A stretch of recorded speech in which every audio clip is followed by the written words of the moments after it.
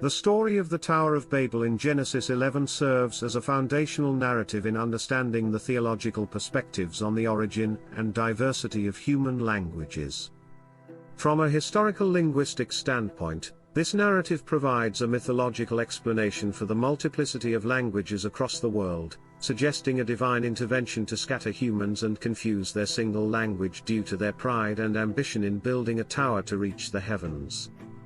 In contrast, historical linguistics relies on empirical evidence to trace the evolution and distribution of languages through processes such as language change, diffusion, and divergence over time.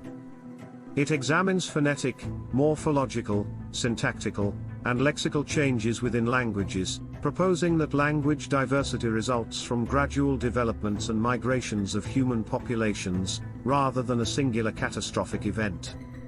While the Tower of Babel story emphasizes a divine cause for language diversity, historical linguistics focuses on naturalistic and socio-cultural factors driving language evolution. The narrative, however, enriches the cultural understanding of language diversity, embedding the phenomenon within a broader context of human culture, identity, and divine human interaction. Thus, while not aligning scientifically with linguistic theories, the Tower of Babel story underscores the profound impact of language on human society, serving as a symbolic reflection on communication, unity, and diversity. In the highest biblical context, the story of the Tower of Babel in Genesis 11 primarily serves as a theological explanation for the origin of the diversity of languages among humans. The narrative describes humanity's attempt to build a tower reaching the heavens to make a name for themselves, which led God to confuse their language and scatter them across the earth.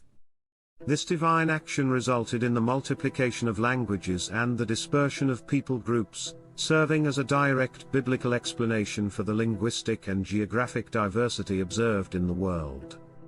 From this perspective, the relevance of the Tower of Babel to historical linguistics and the distribution of languages is symbolic rather than empirical. The biblical account emphasizes God's sovereignty and the limitations of human pride and unity against divine will. It suggests that linguistic diversity is a result of divine intervention rather than natural linguistic evolution or socio-cultural factors.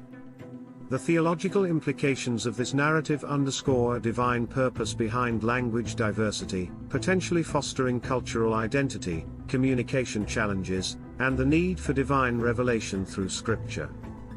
In biblical theology, this story is often seen as setting the stage for the later Pentecost event in Acts 2, where the Holy Spirit enables the apostles to speak in various languages, symbolically reversing the Babel dispersion by uniting people through the gospel.